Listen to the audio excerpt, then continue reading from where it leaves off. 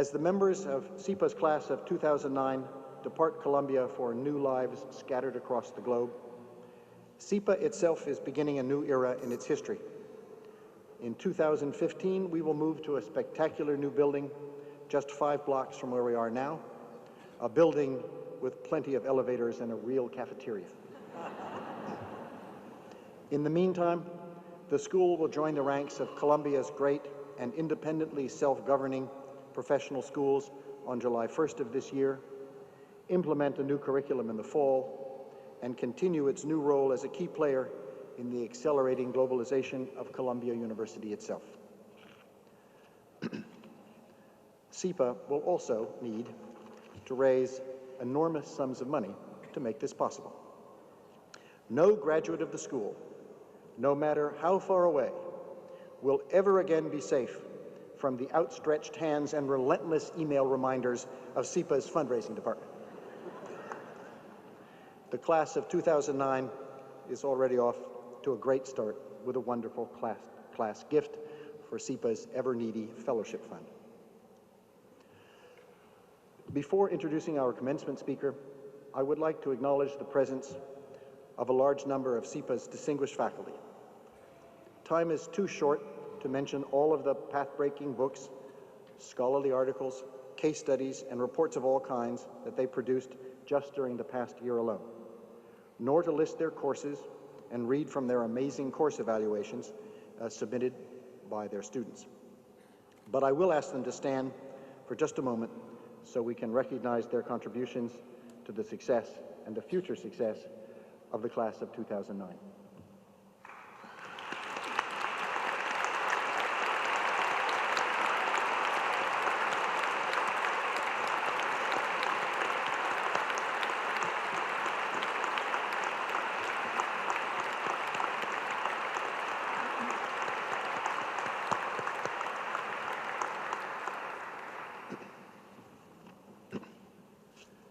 Harry Truman once said, "If you need a friend in Washington, get a dog."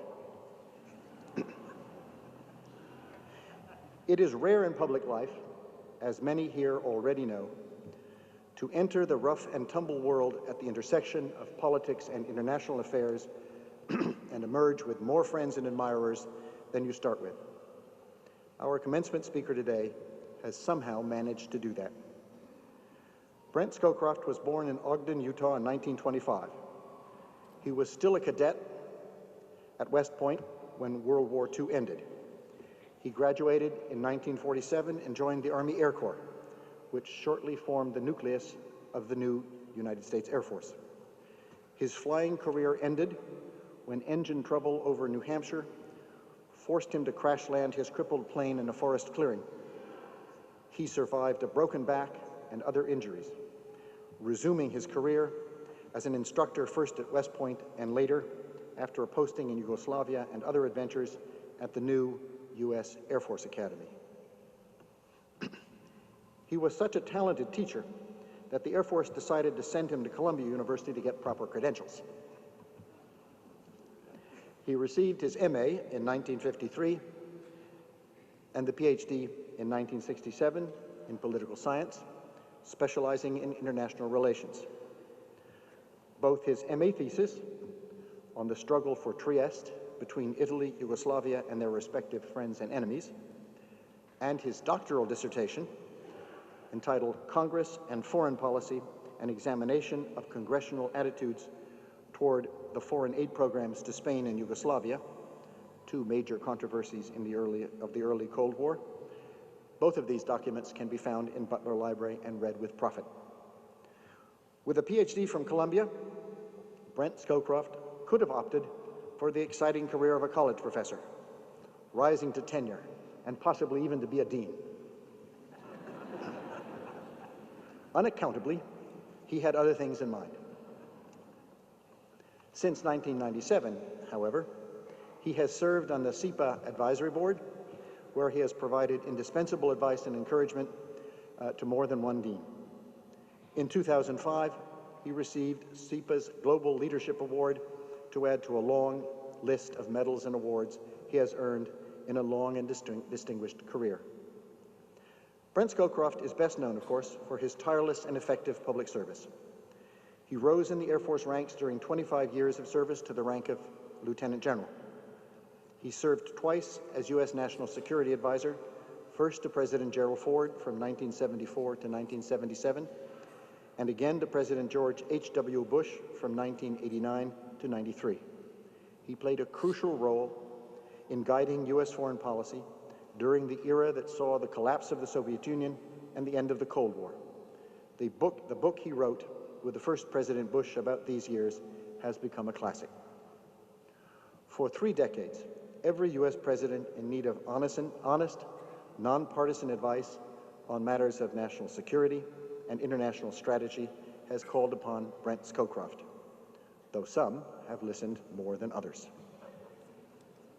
On August 15, 2002, 6 months before the fateful U.S. invasion of Iraq, Brent Scowcroft published a widely cited op-ed in the Wall Street Journal entitled, "Don't Attack Saddam, It Would Undermine Our Anti-Terror Efforts." In it, he wrote these words: "The United States could certainly defeat the Iraqi military and destroy Saddam's regime, but it would not be a cakewalk. On the contrary, it undoubtedly would be very expensive, with serious consequences for the U.S. and global economy, and could as well be bloody. It is a great pleasure to present to you a man whose clear head, personal integrity, and dedication to public service has earned him the friendship and respect of so many world leaders, including, he will tell you in an unguarded moment if you ask, some of the most cantankerous people on the planet, General Scowcroft."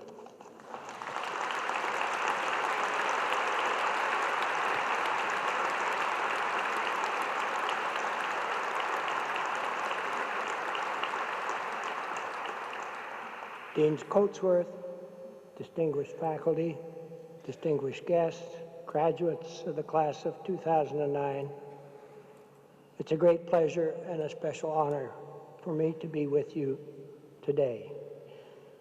Dean Coatsworth, that very long and very generous introduction almost makes me anxious to hear what I have to say. While I did not have the privilege of attending SIPA, I was at Columbia during SIPA's formative years, and my daughter is a SIPA graduate. So I have a special feeling of kinship to all of you out there. I want to tell all of you who are graduating that I've sat there often enough that I know exactly what you're thinking at this moment, that I am the only thing standing between you, your diploma, and the rest of your lives. I promise to be mercifully brief, but not so brief as Winston Churchill when he addressed a class of British prep school students. He got up, said, "Never, never, never give up," and sat back down. I fully subscribe to his theme, but will not be quite so succinct. You are very lucky. I expect you know that, but by now may be taking it somewhat for granted. You have been pursuing your studies at one of the most outstanding institutions of its kind in the world. Not to duplicate what Dean Coatsworth said, but SIPA was founded in the aftermath of World War II with the goal of preparing professionals to do hands-on work in the world's new international and multinational institutions. The scope of this mission has inevitably expanded over the more than 60 years of its history as the environment has changed. Its 16,000 alumni now form a global community of professionals dedicated to serving the public in the private sector as well as government agencies and not-for-profit organizations. They're working in over 150 countries to improve social services, advocate for human rights, strengthen markets, improve health, eliminate poverty, protect the environment, and secure peace.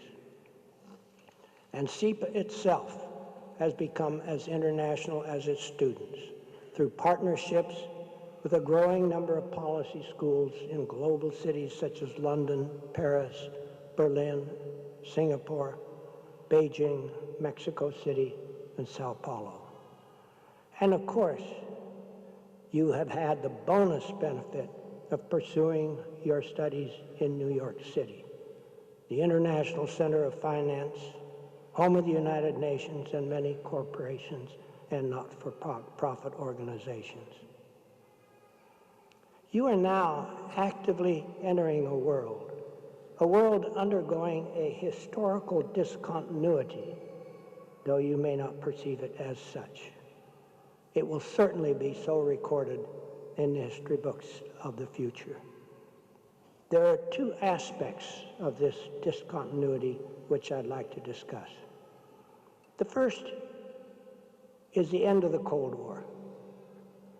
For you all, that's ancient history, but it is yesterday in historical terms.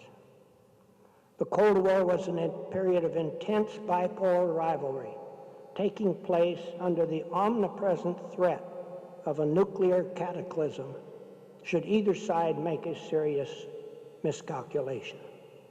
The security focus on that period was entirely on a single target, a single threat, which dominated almost every aspect of our lives and shaped most of our security-related institutions. Suddenly, in the blink of an eye, historically speaking, that world disappeared. It was replaced by a world which was virtually the polar opposite of the Cold War. Gone was the single enemy and the apocalyptic threat of nuclear war. In its place emerged a world from under the nuclear cloud, but facing a myriad of small but complicated and sometimes unfamiliar with security issues. I liken the change to looking through opposite ends of a telescope. The other aspect of this historical discontinuity emerged much more gradually, and many of its earlier manifestations were masked by the Cold War. This aspect, I think, can most usefully described as globalization, which is an overworked word, but globalization not in the sense of a policy, but as a powerful and pervasive world force. In a way, this march of globalization which we're undergoing constitutes an assault on the nation-state system set up in 1648 by the Treaty of Westphalia, a system which reached its zenith in the 19th and 20th centuries. This system of nation-states itself had replaced the feudal political order of the Middle Ages. But now, political borders are eroding. States can no longer provide for their citizens in the manner to which they historically have been accustomed. Issues such as health, climate, capital flows, information technology, and many others defy national borders and require international cooperation to make progress. Some have a different impact. Information technology, for example, is resulting in the politicization of the world's people. For most of history, the average person knew what was happening in his own village and maybe next door, but little more, and didn't much care. The great enterprises of empire and so on washed over these people without so much as a thought. At present, however, virtually everyone is within earshot of a radio, eyeshot of a television, and they know what is going on in the world, and they're energized by it. Whether it's envy, hatred, admiration, whatever. And much of the volatility of this world can be ascribed to the politicization of its members. While all these forces are presenting new challenges to the nation state, They are also encouraging the atomization of political enemies into ever smaller and more homogeneous groups.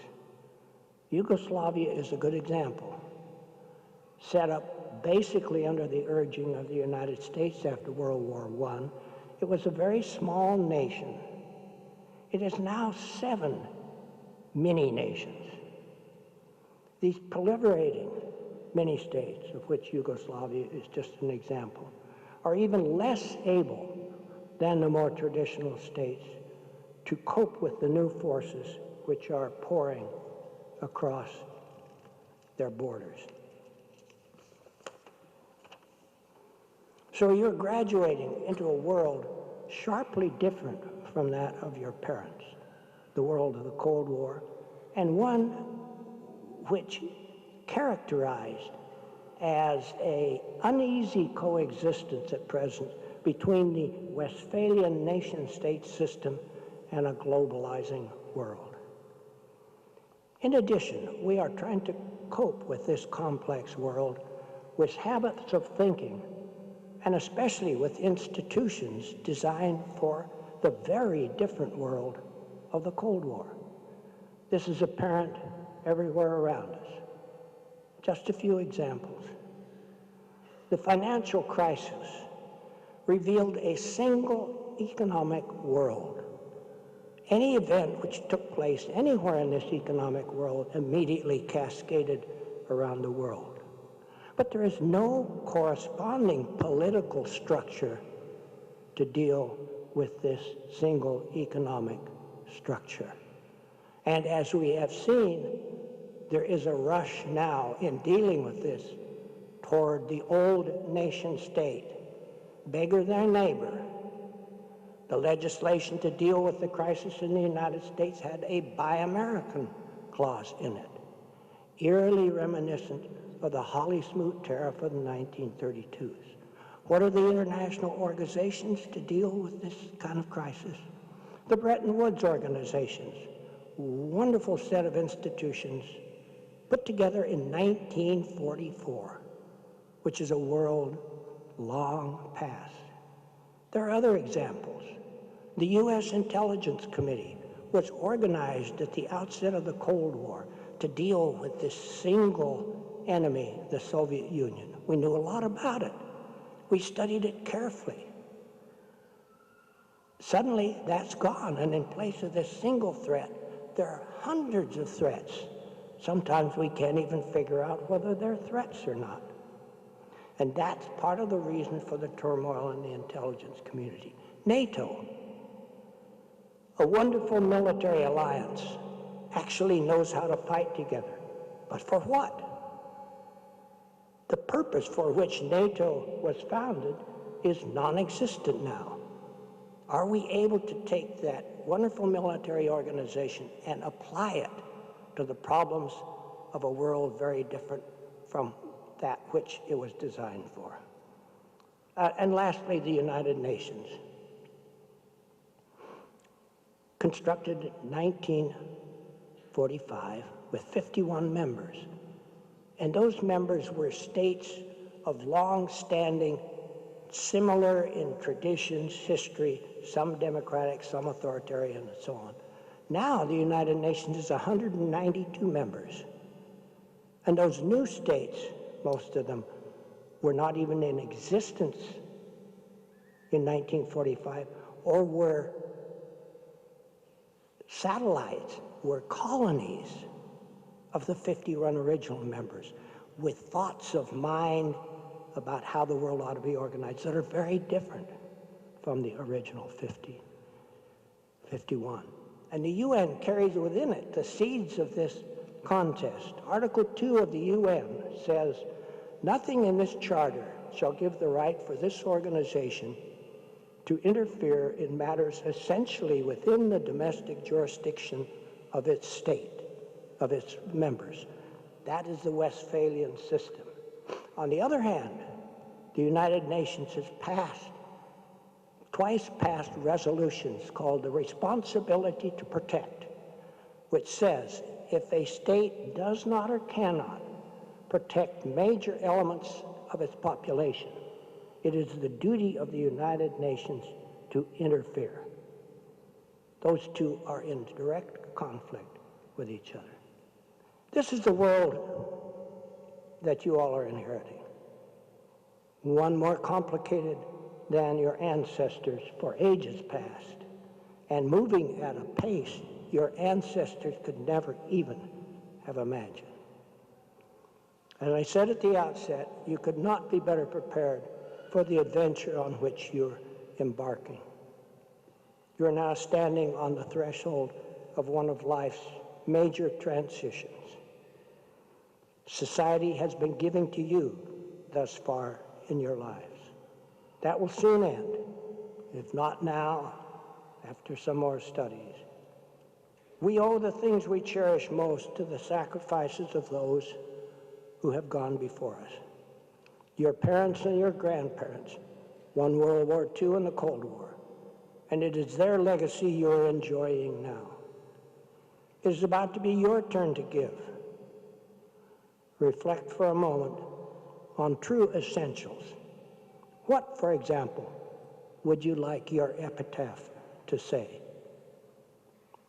I turn again to Winston Churchill, who said, "You make a living by what you earn. You make a life by what you give." I am confident that you would embrace those powerful words and would thoughtfully consider public service for two reasons. First, there's something enormously fulfilling about being engaged in something larger than yourself. It imparts a satisfying sense of purpose, which, in my experience, is not attained in any other way.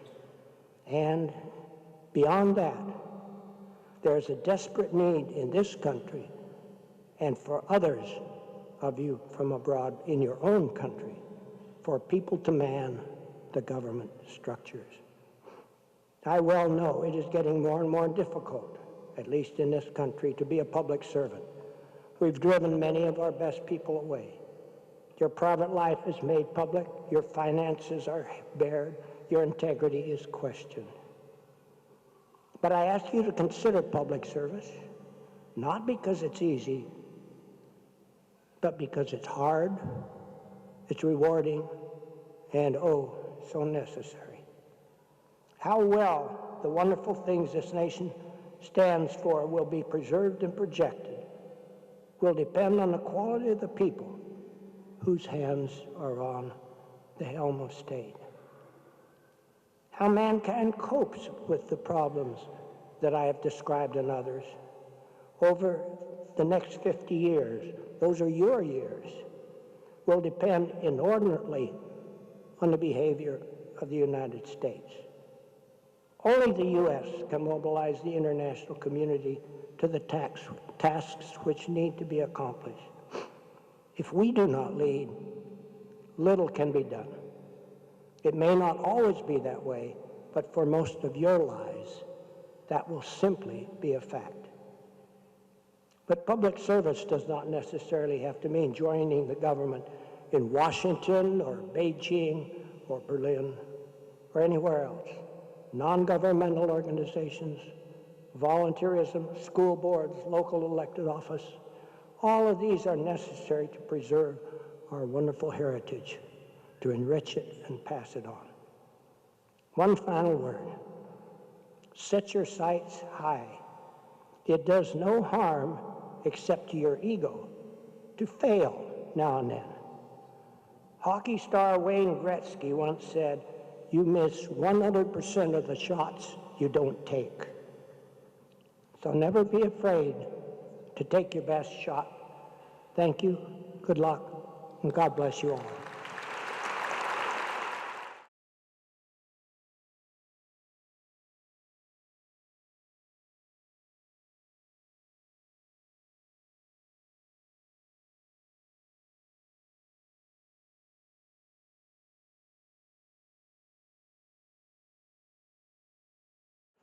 Now I am pleased to introduce Director Stephen Cohen, who will present the 58 candidates for the degree of Master of Public Administration in Environmental Science and Policy.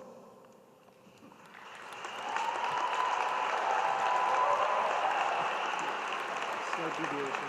I want you to read Joseph's and SIPA. First? Okay. Well, before I do that, I guess I'm going to read Joseph Semenik, who is the SIPASA MPA co-president.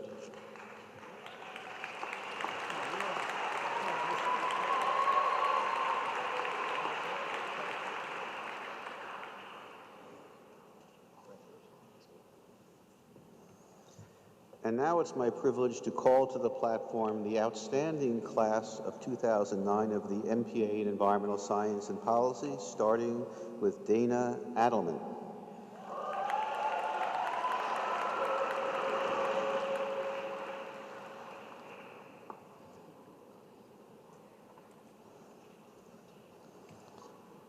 Kira Appleby.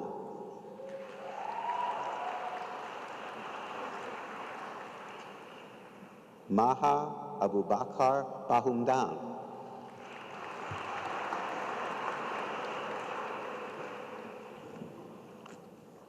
Adelia Benya Cuevas.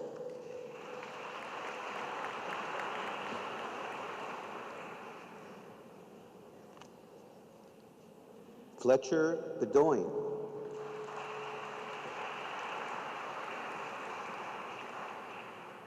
Ryan Black.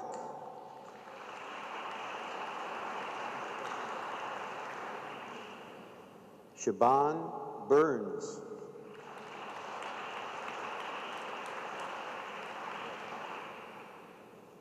Stephen Caputo, Jr.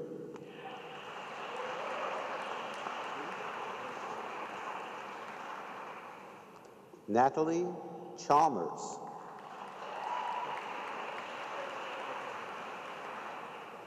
Nathan Chen.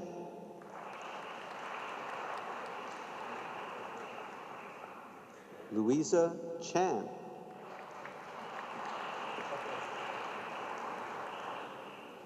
William Riley Coven, Jr.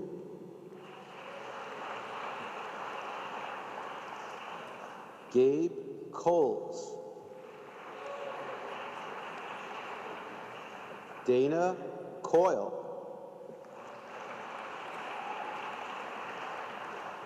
Betty Crimmins.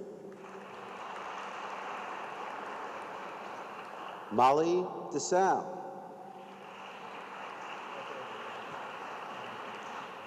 Erin Duggan.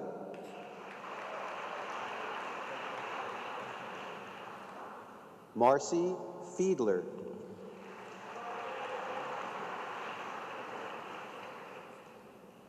Maria Filipovich.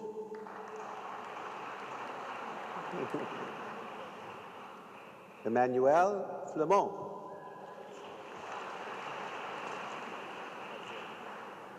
Diane Foy.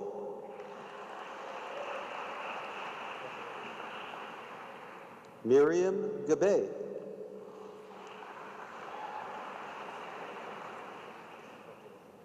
Grant Goodrich.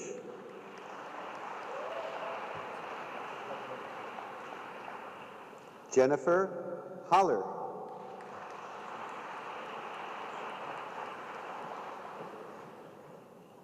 Zishan Harasha.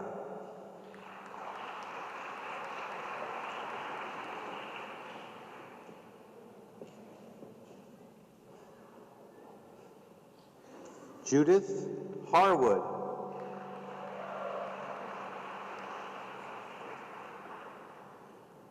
Alexander Hoffman.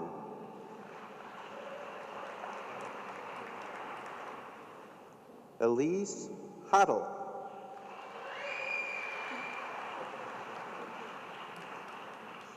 Emmanuel Humble.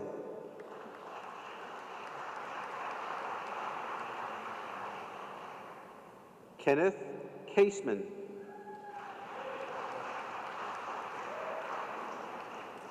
Joseph Katz.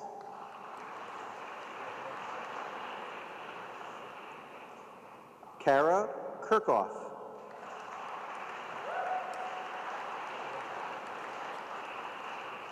Carolyn Langford.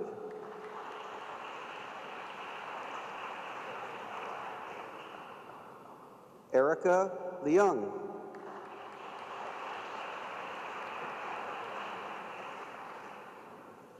James Marshall.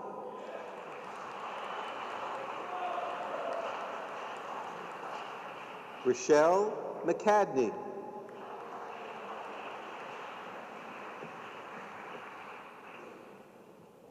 Jessica McHugh.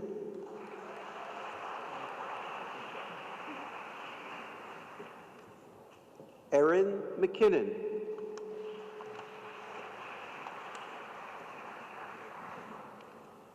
Monica Miller.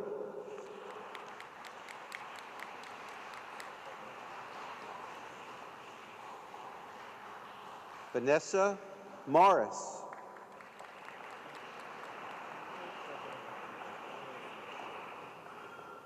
Lisa Nagy.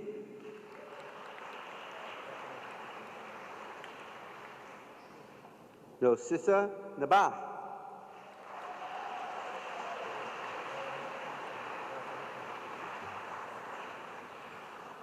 Calder Orr.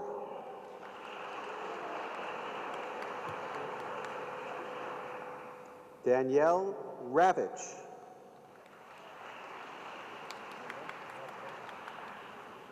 Jonna Robbins.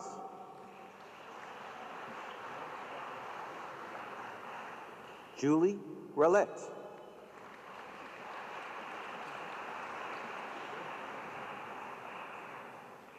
Carlos Reimer.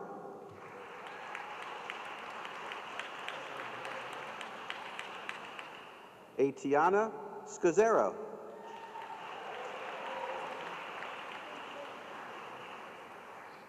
Susie Schuford.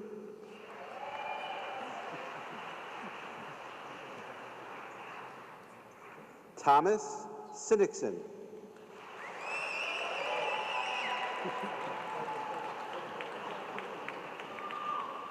Emily Small.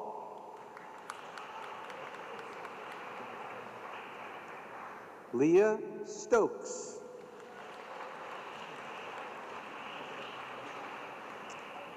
Ellie Tang.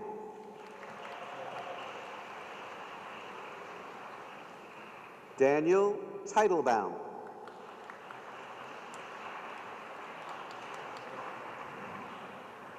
Alexandra Varga.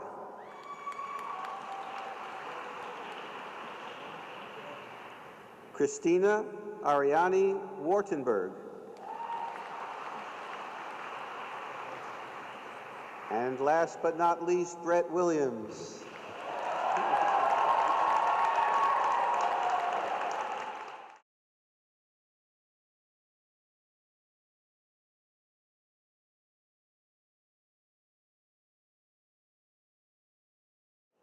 It is my pleasure to present the graduates of the EMPA class of 2009, starting with Carolina Alvarez.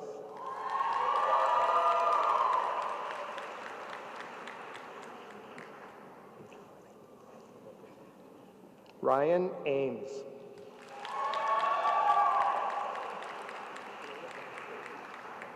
Carlos Baca. Kimberly Bonnet.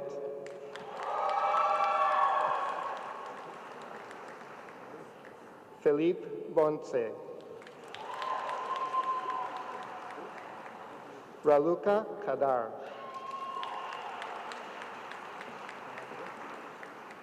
Anthony Cerrone. Kim Line Che. Matthew Chellen.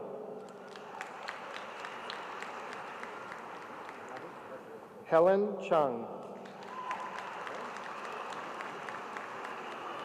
Willer Ciprian.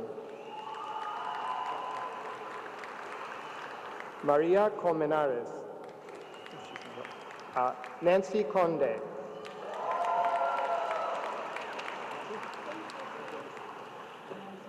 Boubacar Diop.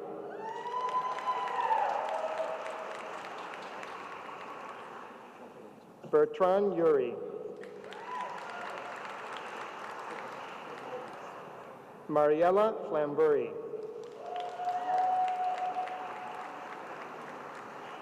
Jacqueline Frankel. David Friedenberg.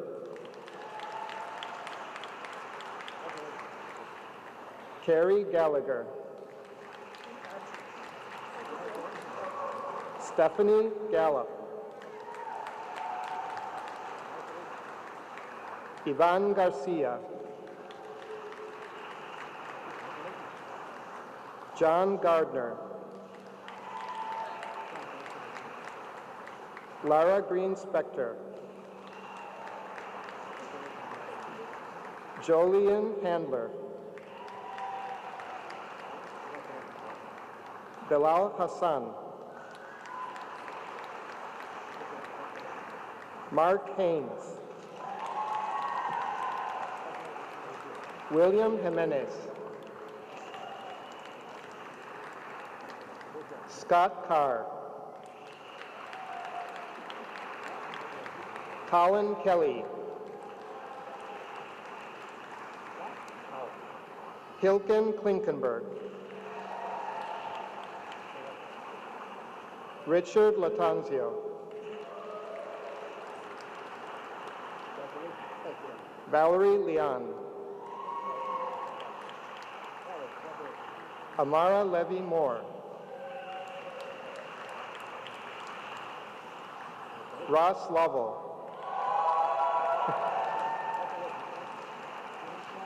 Jiang Luo. Vivian Martinez Rivera. Afshin Mazar. Richard McFarlane. Hermes Mena. Jose Montano. Susan Murray. Tiffany Novinger. Cheryl Nurse. Patrick O'Connell. Marwa Othman. Mariam Akhmetsuri. Lauren Pera. Jacqueline Pineda. Ala Rakoff. Philippa Shao. Mark Thomas. Angela Tsai. Heather Woodfield. And Wafang Zhang. Congratulations.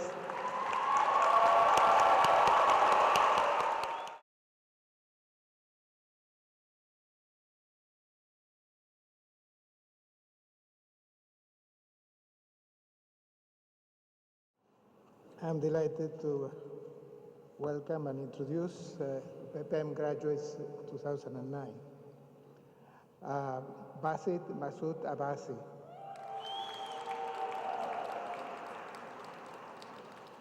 Zino Ronald Abenoya. Carlos Alvarado. Eslen Atasever. Dune Singh Audit.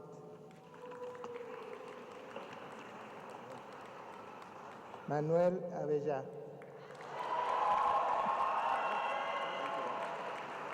Alexander Basham. Hernán Batinic. Tanawan Chaiwatana. Chenxian Chang. Alfio Cheng.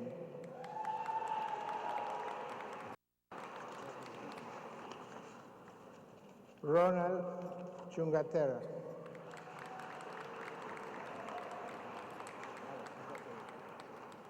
Sherin Dana.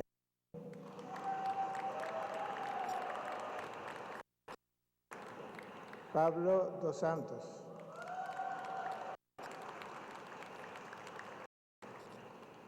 Ken Fujita.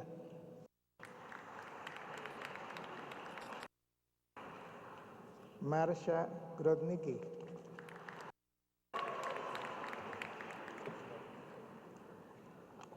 Turker Kroy.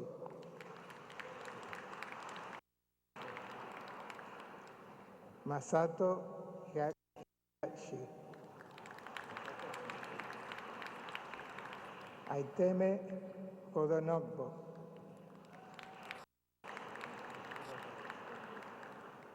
Taku Ito.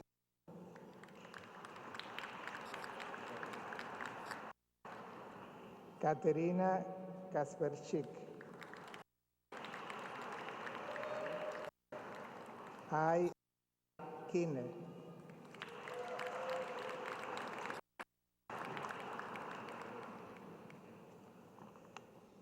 Ido Cuyetei.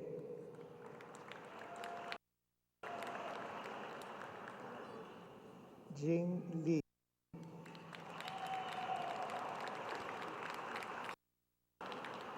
Daniel Lugvago.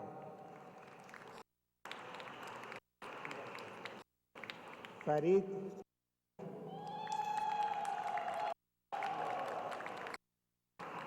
Misue Oyama.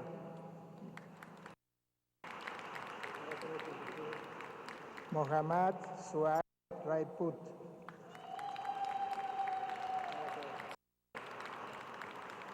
Samer Saman. Shahid Sheikh.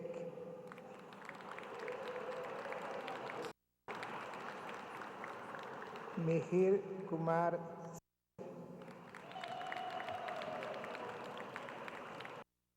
Sunho Su.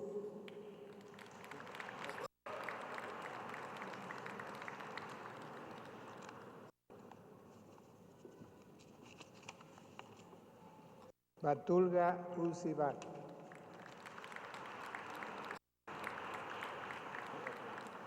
Seojin Yang.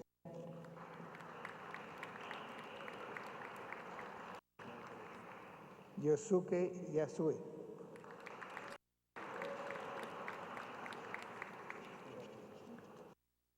Yoshida.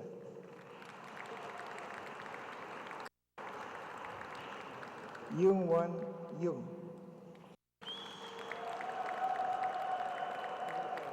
Congratulations to all you.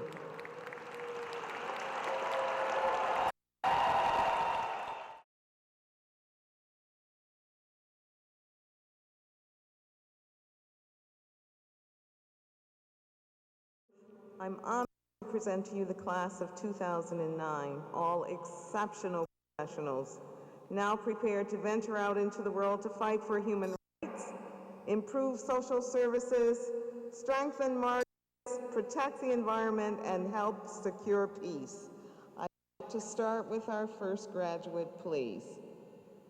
Alex Ashley.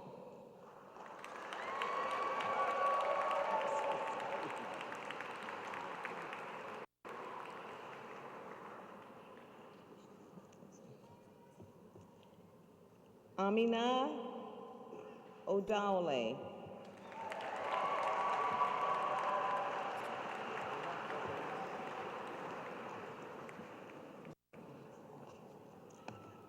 Daniel Alvarez.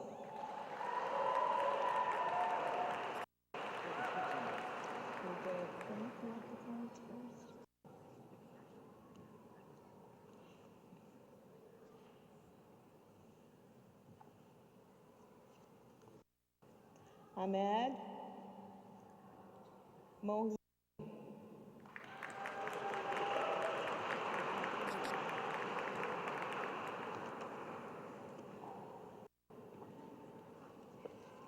Nicola Boucher.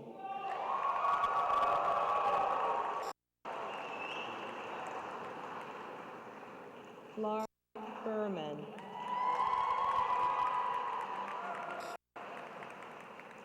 Levan Barulau.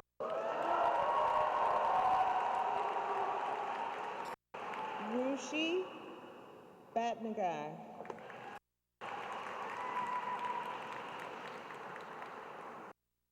Clarice Bleicher.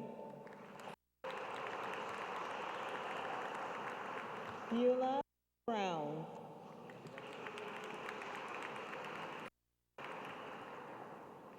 Bobo Mustafa.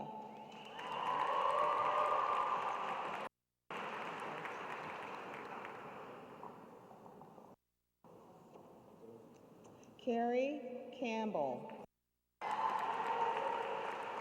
Meredith Canada.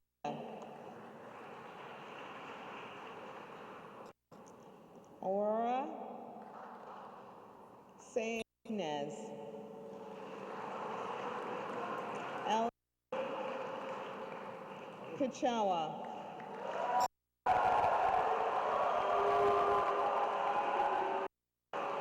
Heather Chandley.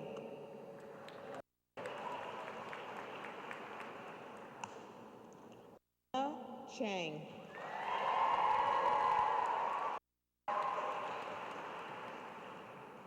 Ximing Chang.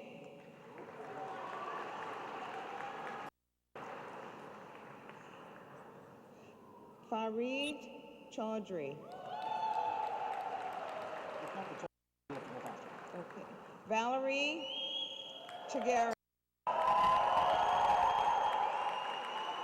Tosh Choden. Christina Correa.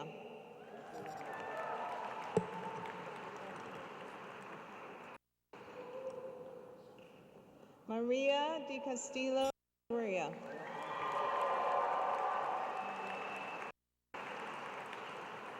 Adriana Diaz.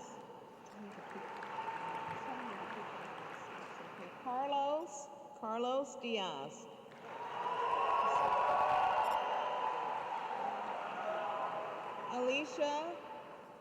Alicia Dick.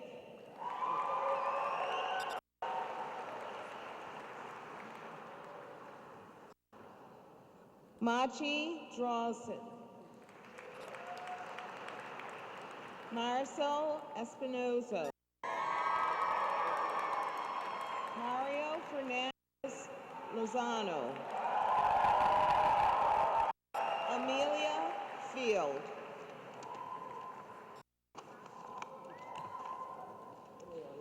Marco Frias Galvan.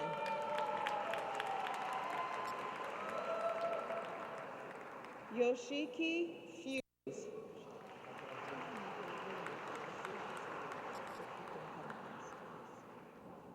Luz Garcia Farrow.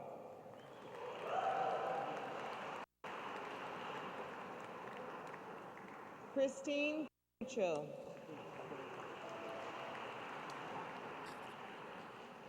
Christopher Guess. Chelsea Gore.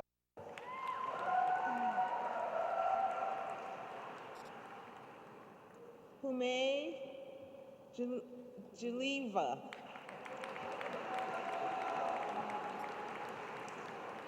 Yuki Hishatani. Dife Hu. Furhana Husani.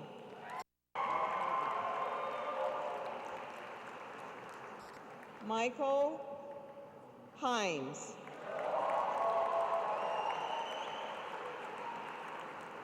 Lena Ibraro Ruiz. Donald Jones.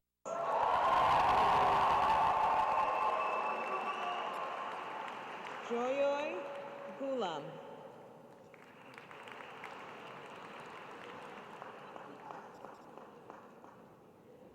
Simbret Kakano.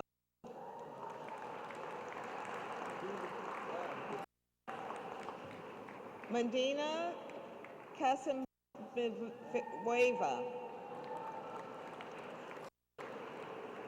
Elizabeth Keeney.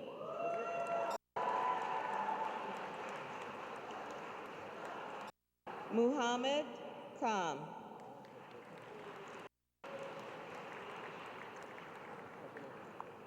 Eunice Cloper. Paul Coe. Christos Kolomenakis.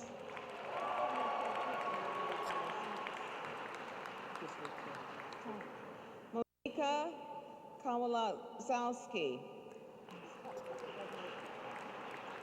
Camila Lacaros Gonzalez.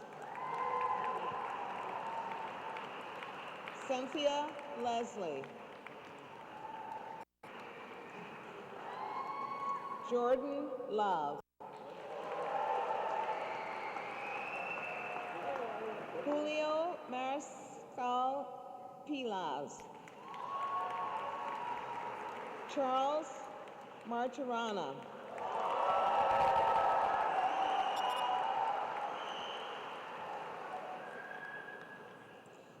Amina Masood. Sasha McDowell. Len Miles. Kelly Mystic. Natasha Mistry. Carlos Moro Mariscal.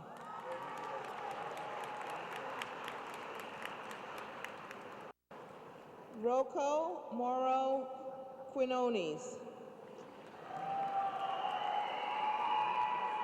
Juan Pablo Morales.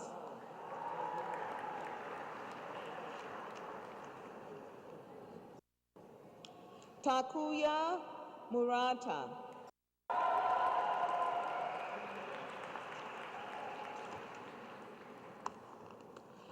Marina Negroponte. Gregory Nichols.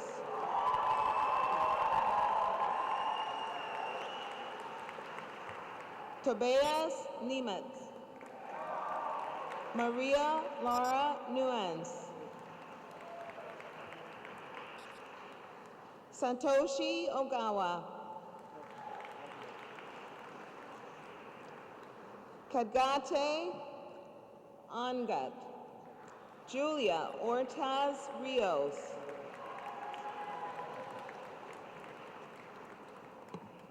Alfonso Osa. Youngho Park. Mira Karishi. Roya Ramani.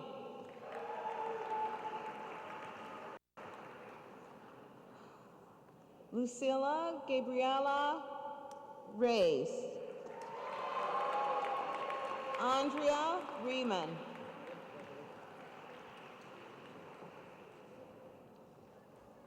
Limon Rodriguez.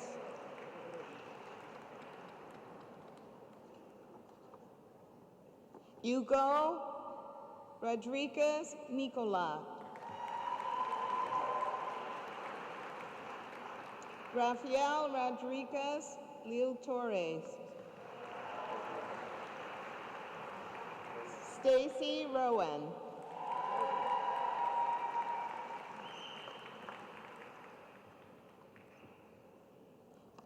Paola Rojas Zebajos.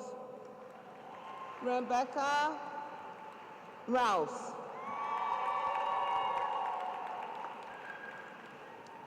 Emma San Cinguando Risco. Shah Korham.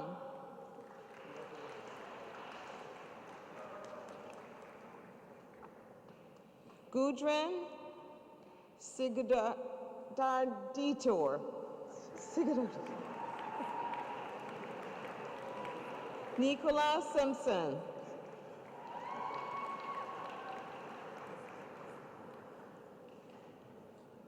Suriname Seraponic. Lihi Schooler Sala.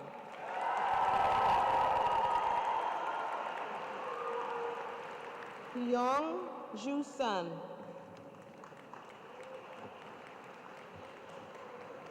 Sarita Subramanian.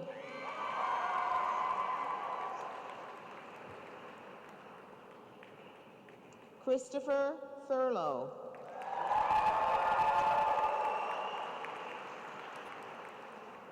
Sarah Tamanolios. Sergio Triana. Sang Wilhelmina Sang. Nihai Sang.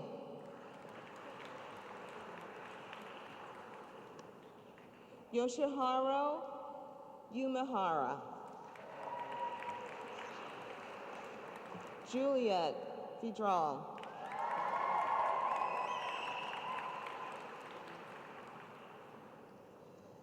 Gabor Balaj Barish. Sophie Vogt.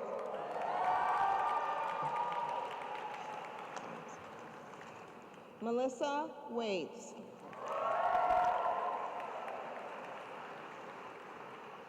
Rabia Wakar.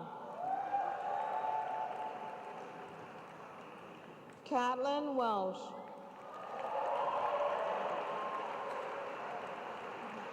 Catherine White. Kathleen Wilkinson.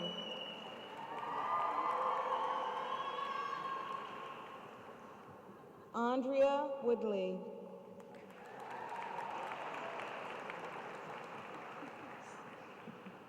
Basima Youssef.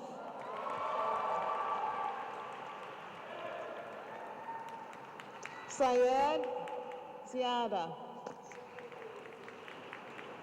Yi Zhang. So this is first. Bernardo. And now for the MIA degree recipient.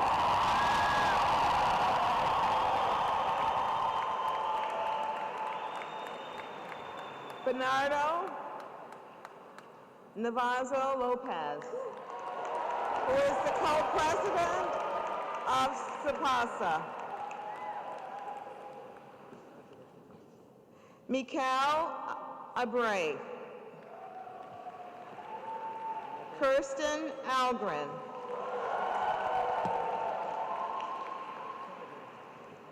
Faraz Ahmad.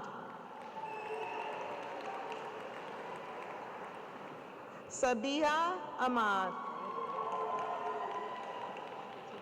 Yujung An. Matthew Aho.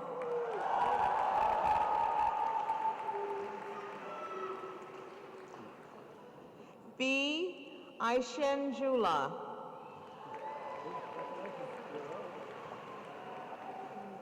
Syed Akbar.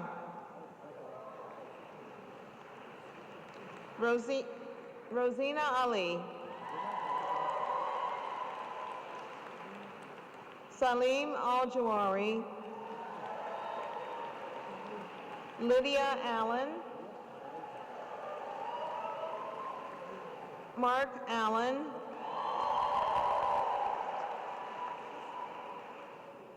Anna Almanzar.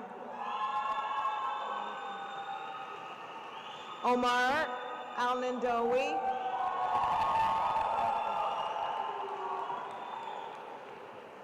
Massimo Alpian.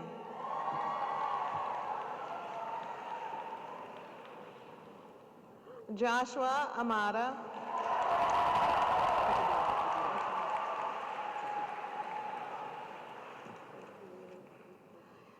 Idalia Amaya.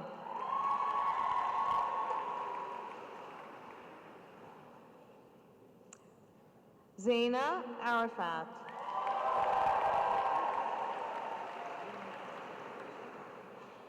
Assad Shamshak.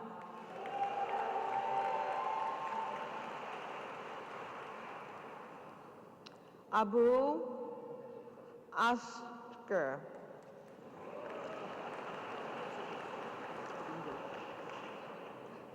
Catherine Athensiades.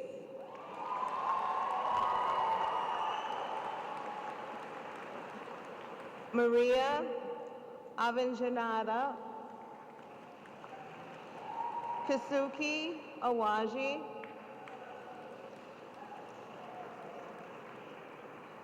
Meher Artani.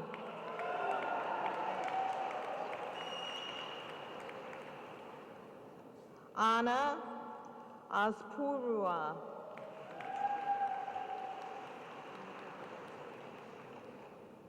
Hagit Barak.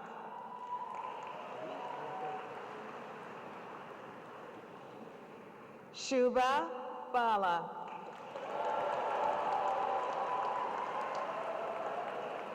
Shaylee Barnes. Eliza Bates. Caroline Baxter. Emily Bell. Mary Ben.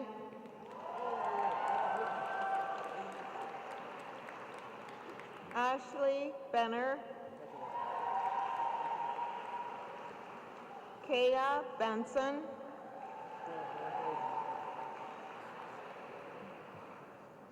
Theodora Burkova. Lisa Bell. Sean Blaschke. Eleanor Bloomstrom. Lawrence Bodie.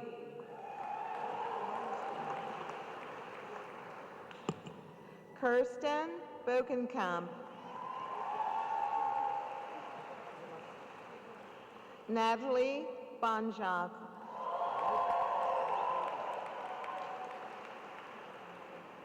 Christina Regina Bonoan. Corina Bordevik.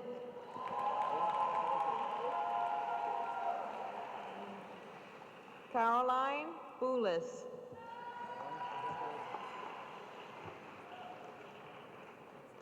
John Boyd. Jacqueline Brown.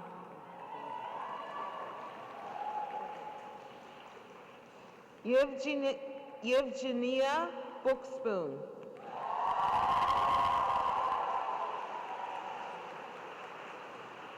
Marcin Buzanski. Eva Fernandez. Christian Cardona. Mariano Castillo. Jongmin Cha. Coleman Chamberlain.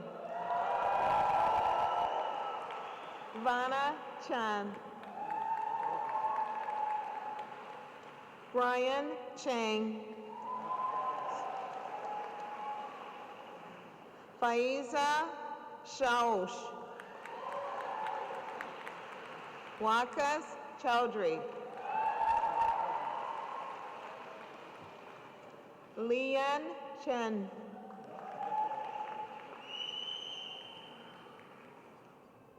Sylvester Chen. Aster Chen.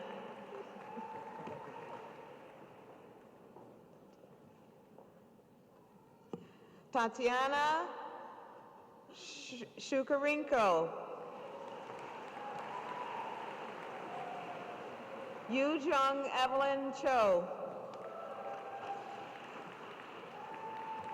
Alfred Chow.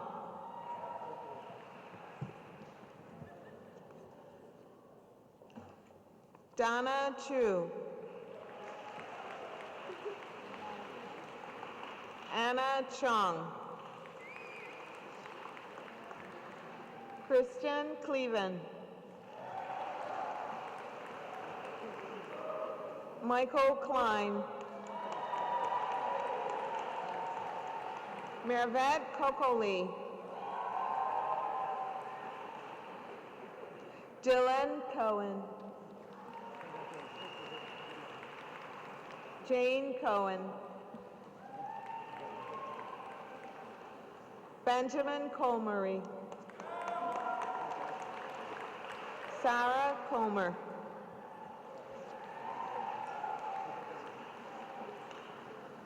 Christina Connor Cereso. Joshua Cook.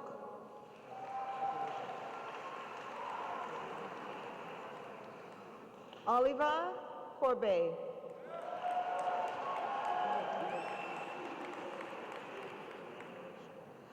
Roxana Komaishuk. Catherine Pritchell. Nikan Coleman. Jessica Daniels. Darpa Dasgupta.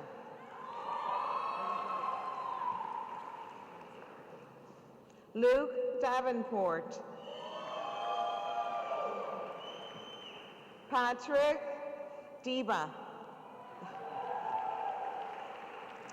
Frederico Delgado.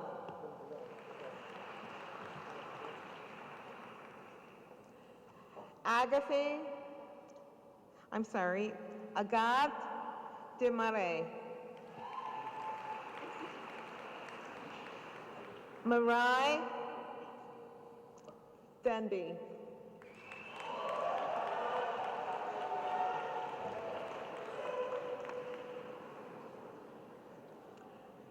Christopher DeRussian.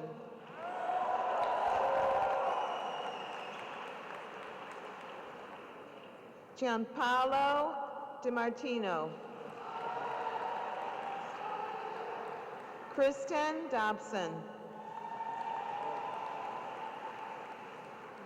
Courtney Doggart.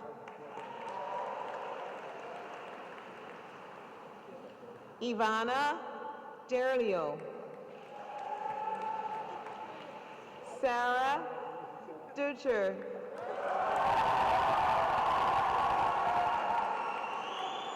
Michelle Eames.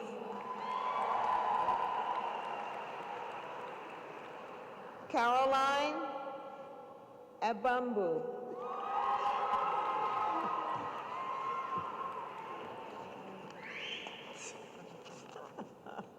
Isabella Echeverry.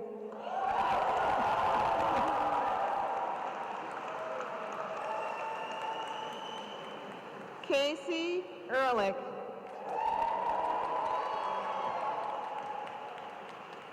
Ilona Elise. Indra Erickson.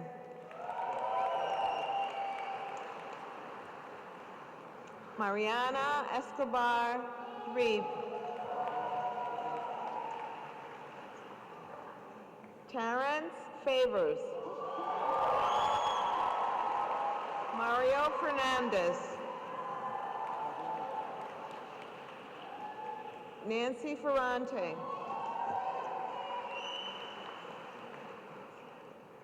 Chrissy Ferrara. Goran Filic. Emmett Fitzgerald. Caitlin Fitzpatrick.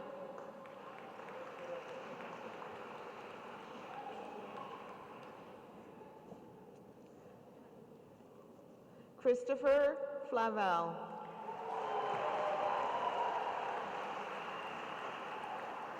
Matthew Flann.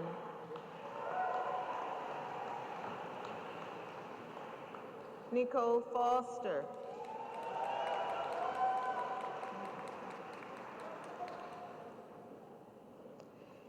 Elena Fortunatos.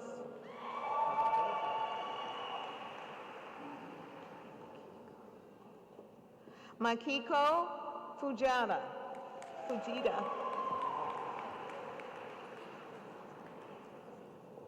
Matthew Falco. Emily Gann.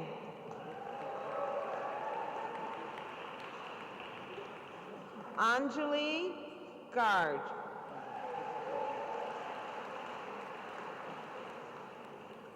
Sachin Gathani.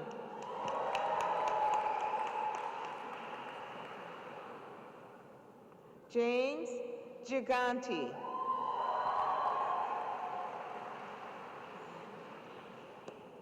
Olivia Jimeno. Stuart Golden. John Micah Golston. Emily Gouillard. Amy Grace.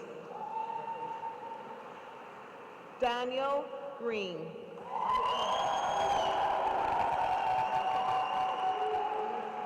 Molly Roden. Amanda Gidry.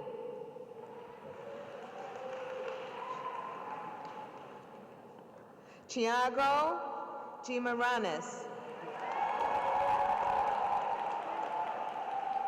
Valentina Gurney. Carlos Gutierrez Manzo.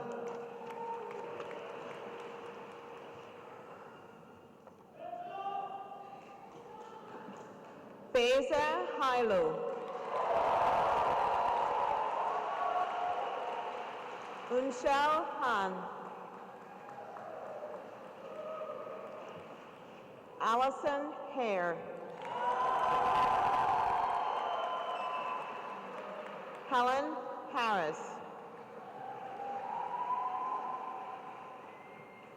Godfrey Hartman.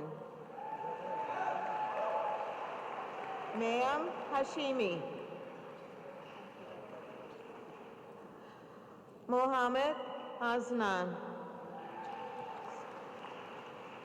Nafisa Hassan. Megan Hazel. Marcy Hirsch. Willow Hess. Danielle Salazar.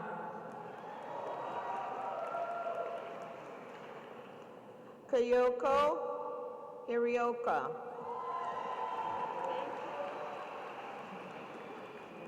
Benjamin Holmes. Lisa Hook.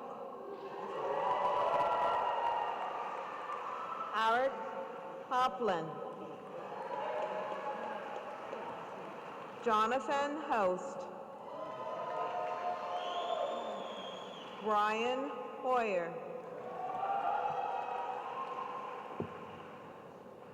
Rebecca Hughes.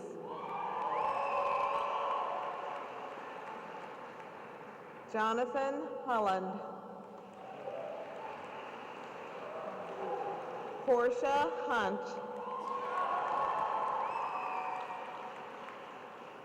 Nadia Husseini. Riham Hussein. Sung-Hee-Young Wang.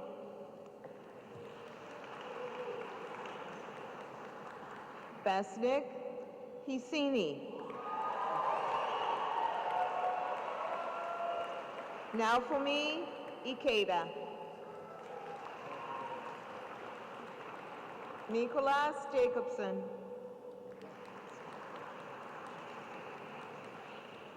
Gazelle Jaffentosh. Elizabeth Jennings.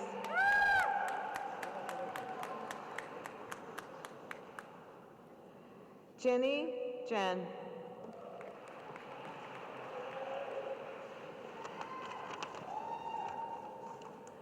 Amelia Johnson.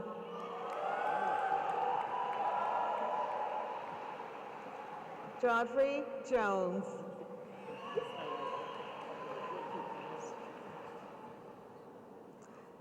Sanyuk Jung. Claudia Univec. Hillary Quebec. Stephanie Kahn.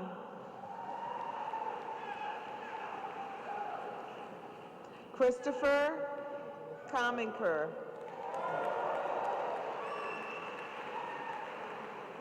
Yata Kande.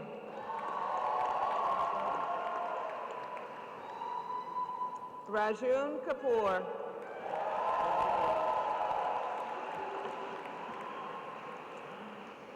Shaweda Kapoor.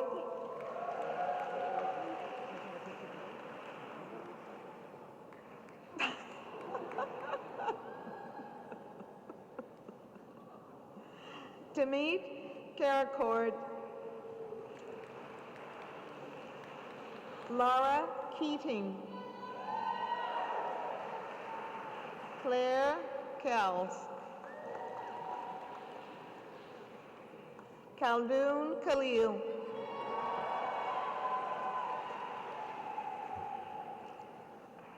Divya Khosla.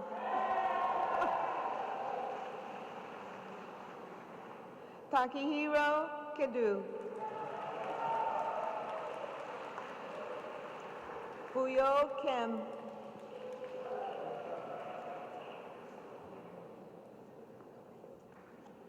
John Kim.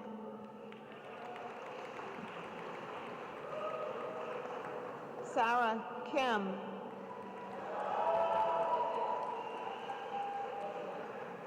Sangtae Kim. Paola Kim Blanco.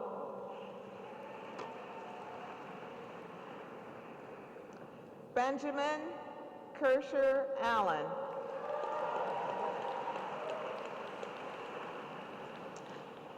Anita Kirpalani.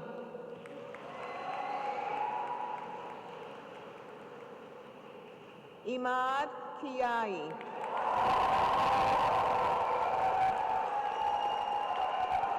Lucy Carlsfeld.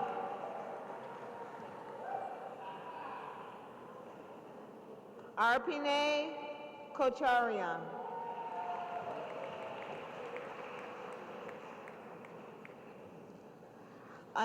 Ayoko Kode. Julia Cutler.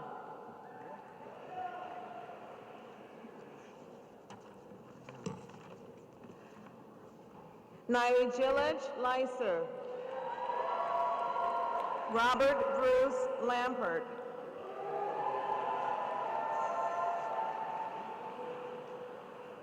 Teresa Lang. Tori Langella.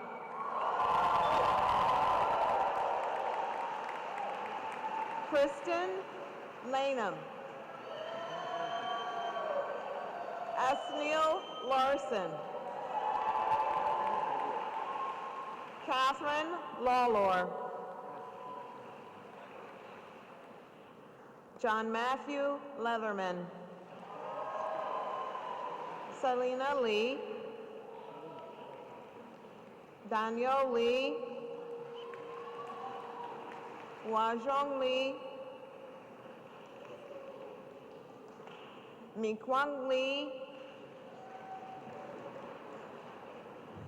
Sandrine Legrand,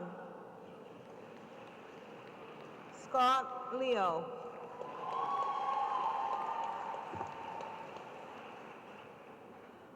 Michael Leonard, Robert T. Leonard, Charles Lem,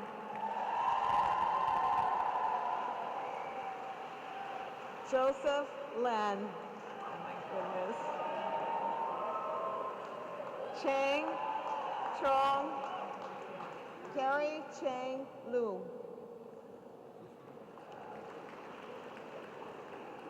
Yangling Lu,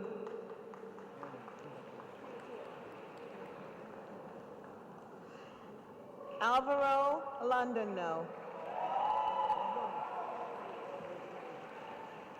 Michael Lorsbach,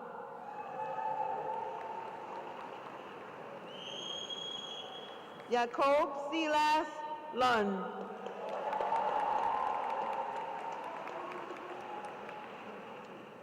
Jennifer Noor Hamida McCann Makar, Scott McKenzie,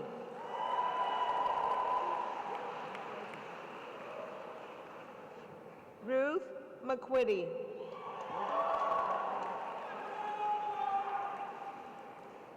Mark Maleka, Nicholas Marin,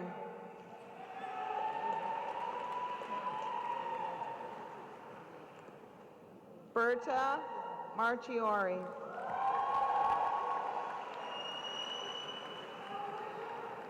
Clara Martin Hidalgo, Benjamin Marks, Susanna Macer,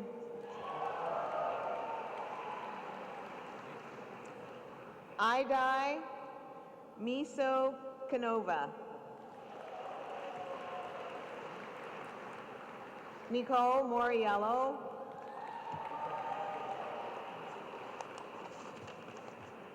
Kevin McCaffrey, David McCormick, Kimberly McGinnis, Alida McGee, Yakovas McKeels, Samantha Manassas,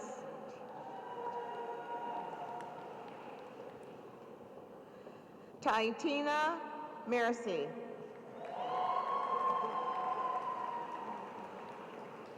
Marie Mentalucci, Veronique Mistiki,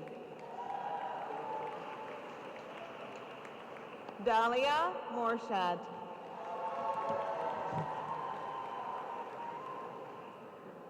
Jesse Morton,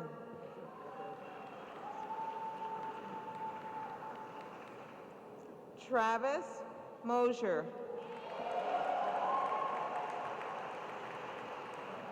Yuki Motuka,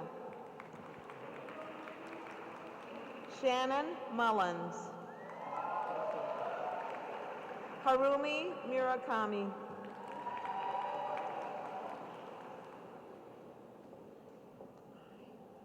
Anna Carolina Murphy, Yanini Nashum, Natalia Nagri,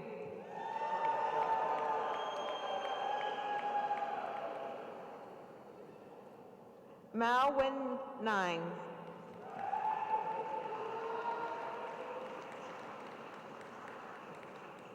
Sawa Nagagawa,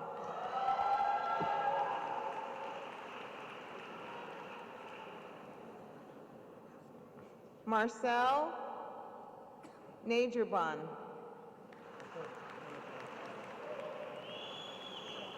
Sylvia Nestorov. Kevin N.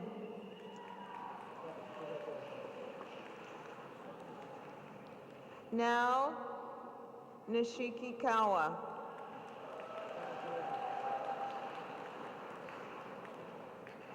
Hannah Nudell. Elizabeth Nunez. Yamishi Atuman Ogunro.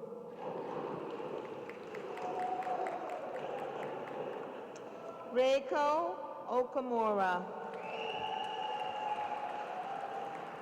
William Olander. Gabrielle Olivia. Irvin Oliver.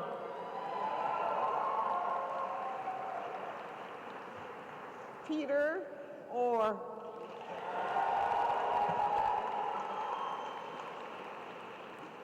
Tanya Dezunga.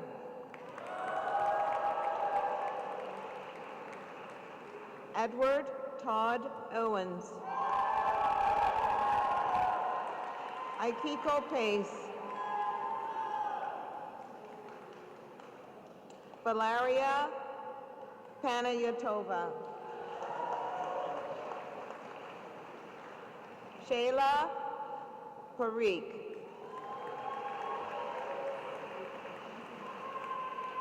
Junjing Park.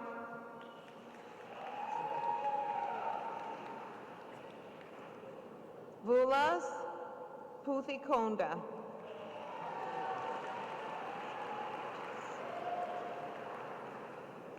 Svitasavia Pavlova.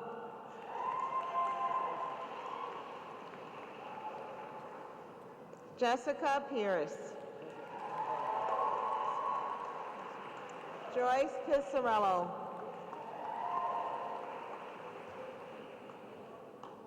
Savas Politas.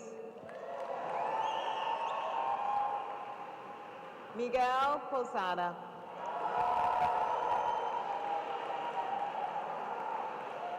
Suraj Prasanna Kumar.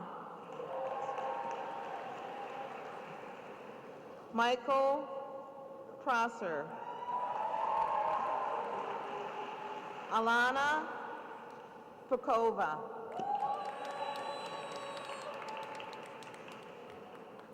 Stephen Quadri.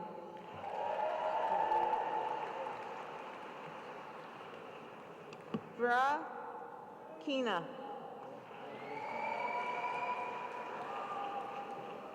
Kashif Raza. Amanda Ree. Virginia Rosendi.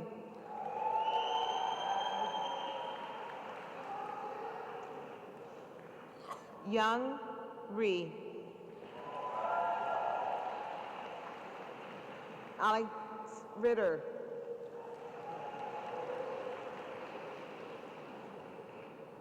Paola Roladan.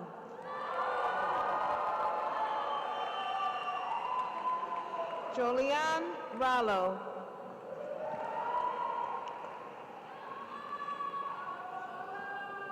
Eva Rosales.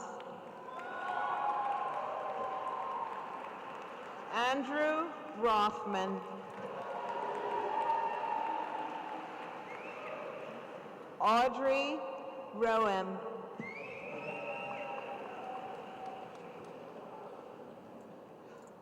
Regina Bautista.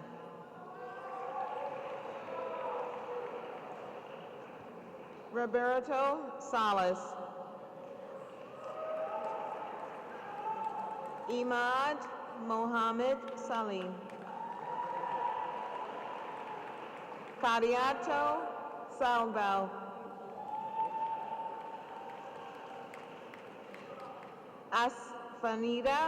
Esfanía Sampercarisco. Sandra Sandoval.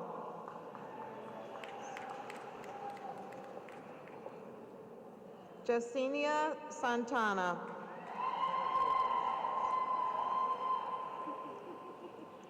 N.C. Sirami.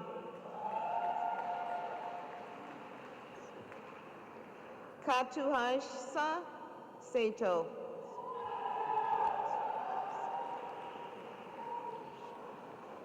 Yuichiro Sato.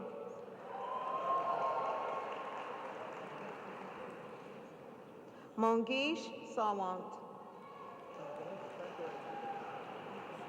Joshua Edward Saxton.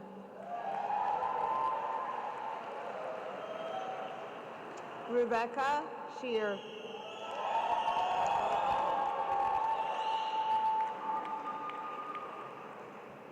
Kenneth Schaeffler.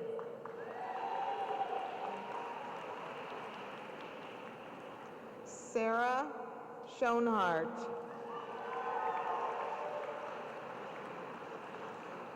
Bonnie Scholman.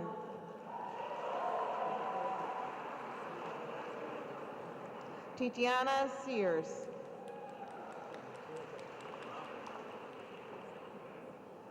Nadia Saline.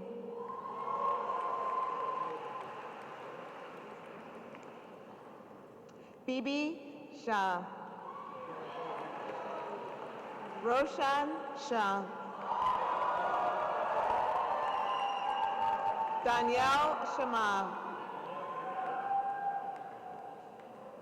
Levon Shor Shadze.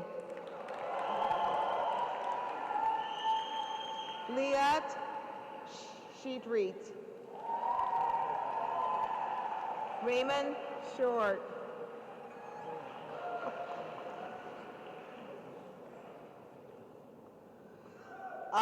Shuliar.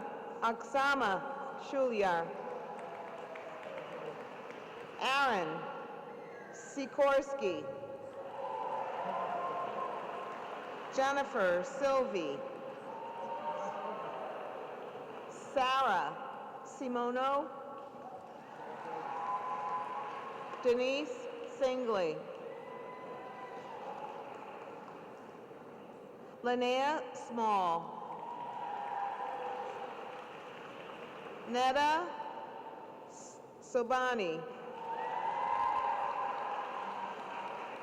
Eugene Sokoloff. Rachel Sori.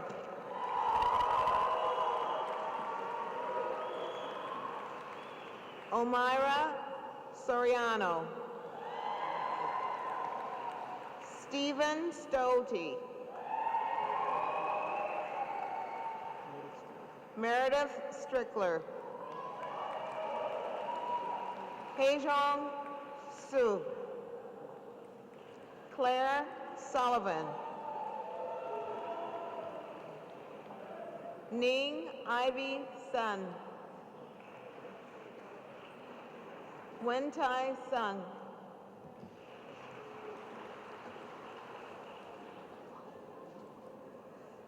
Gouch Suwan Nuko.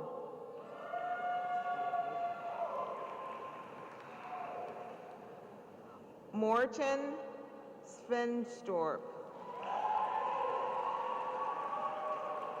Jamila Adam Sykes.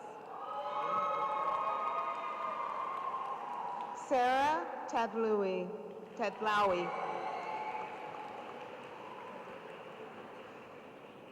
Jennifer Takigawan.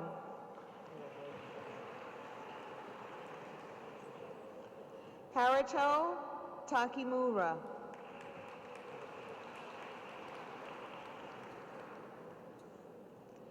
Hillel Benjamin Tal.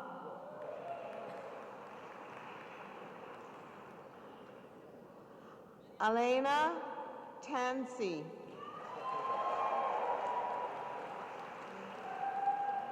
Tania Tanver. Cullen Ticken.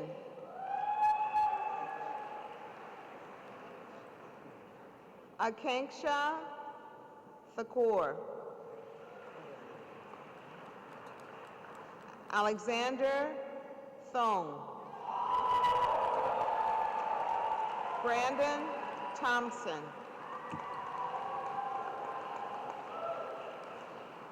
Clea Tuen. Johan Tingelstad.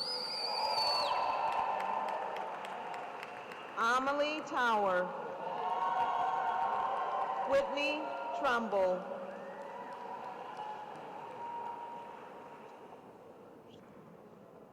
Mirka Tanvaraskova.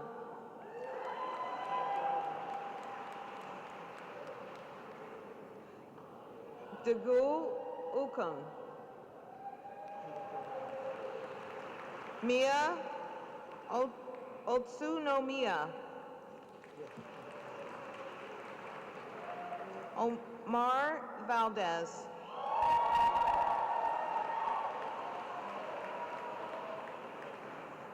Joan Van Vassenhoven.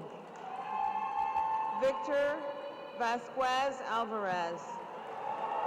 Delphine Gerheide.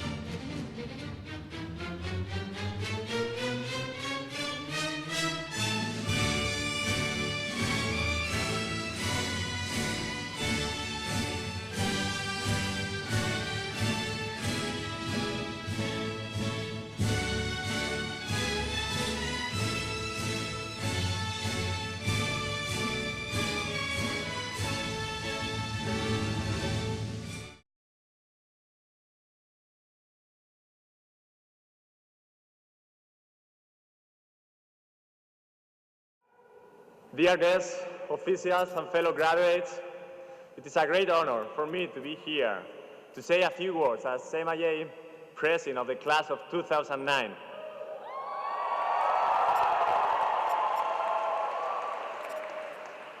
Today is the day when we celebrate what we have achieved. But before I go on, I want to reinforce the idea that good manners are a sign of good upbringing. And I now encourage my classmates, my dear classmates, to stand up in front of your families. Come on, my dear classmates, stand up in front of your families and thank them for their support, for their time, for their dedication to you. Your success is their success.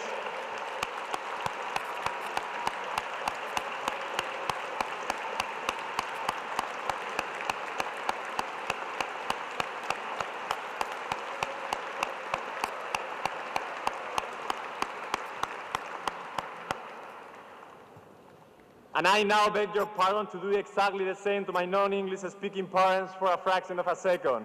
Gracias, padre, gracias, madre, por darme la oportunidad de estar aquí.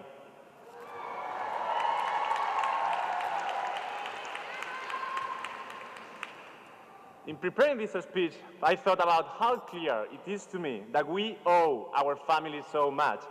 But then I kept thinking how much of our own life is built on the labors of others, how much we owe to so many people whose names we don't even know, of whose existence we were not even aware. But don't take my word for it. Warren Buffett, the American investor, businessman, the philanthropist, whose estimated net worth is approximately $37 billion, once acknowledged that rather than his personal strengths, society is responsible for much of his wealth. He said, and I'm quoting him now, "If you stick me down in the middle of Bangladesh or Peru, you will find out how much this talent is going to produce in the wrong kind of soil." I will also share with you the similar point of view of Herbert Simon, a Nobel laureate economist, who estimated that 90% of our individual income is directly related to the previous wealth and the good governance of our countries. Of course, these are characteristics for which we cannot take credit. Our work is important, but clearly so are the circumstances that surround us. Had we been born 100 years ago, or maybe some thousand kilometers southwards or eastward, our lives would have been utterly different, and we probably would not have had the opportunities each of us has enjoyed. And I think these ideas are especially important to note on a day like today.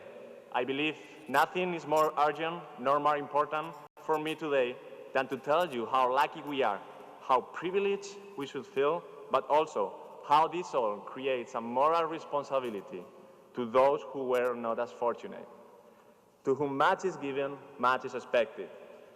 And I could, of course, spend a long time debating what is the best way to carry out this moral responsibility. But I don't think that's necessary. I am an optimist, and I know my classmates, and I have full faith that the SIPA class of 2009 will fulfill this sense of duty. Thank you.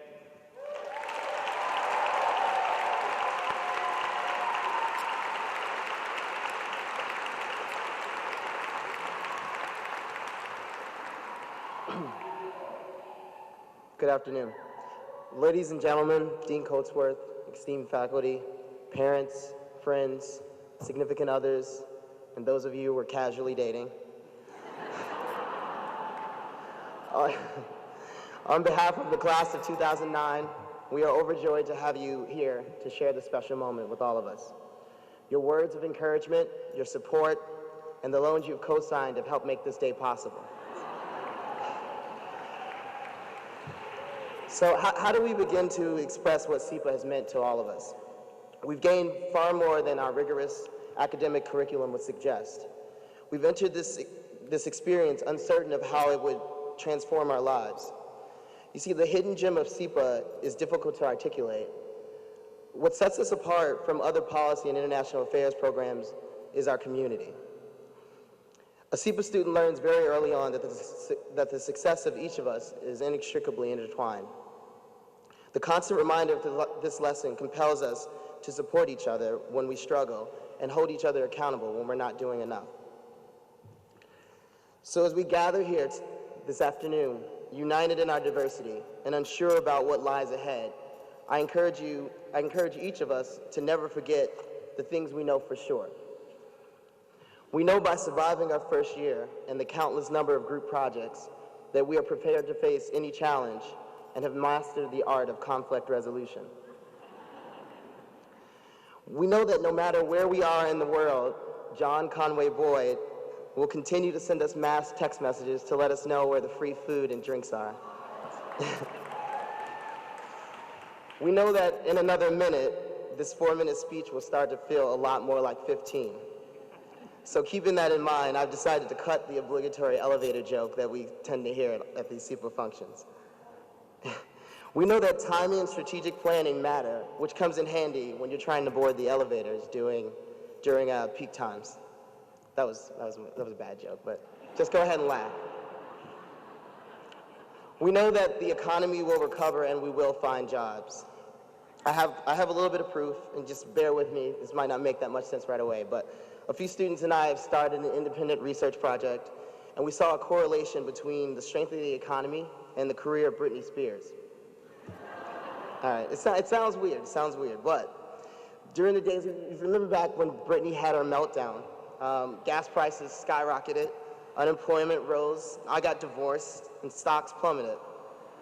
So let's fast forward to today, and since the release of her new comeback CD, the free fall of stocks have slowed, gas prices are back to a reasonable level, and my new partner makes much more money than my ex, so it's working out.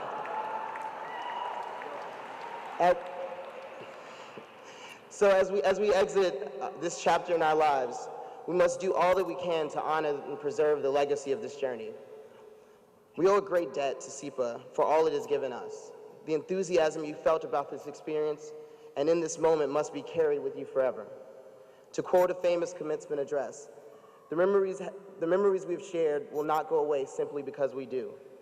So even if the future does not always meet our expectations or the fates are cruel to us at times, no one can take this SIPA experience from me, from you, from any of us. Thank you very much.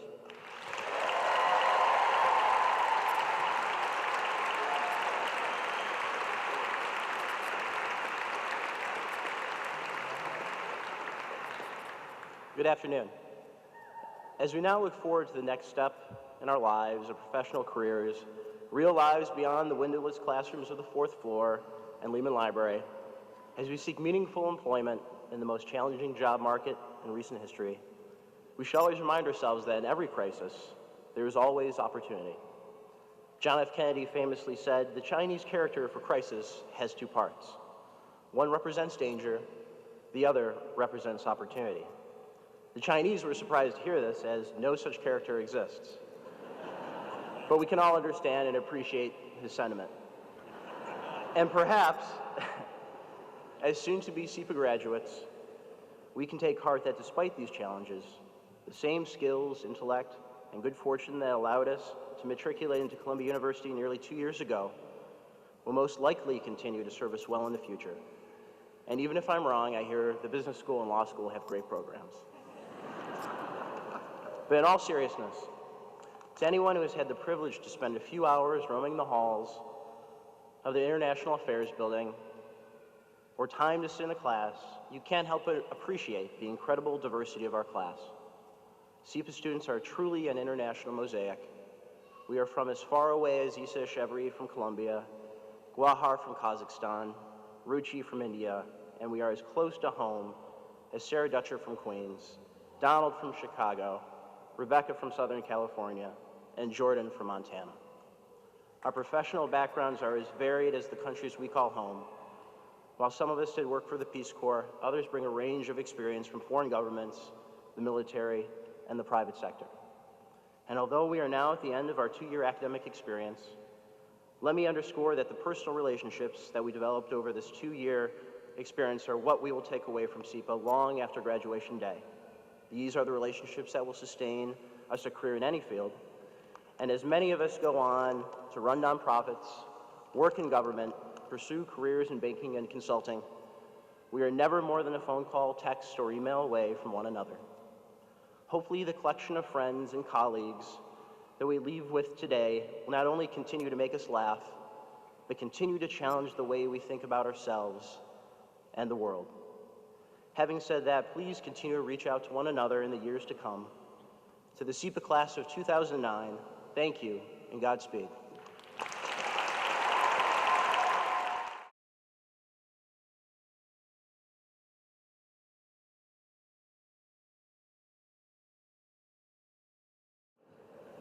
In the short time I have been privileged to serve as dean of this great school, nothing has impressed me more than the intelligence, idealism, maturity, and fearlessness of SIPA's extraordinary students. I congratulate all of you on your success at SIPA and wish every one of you a life made more rewarding and complete by the joy of struggling for a better world. This concludes the graduation ceremony for the SIPA class of 2009. My thanks to one and all, and congratulations to the graduating class.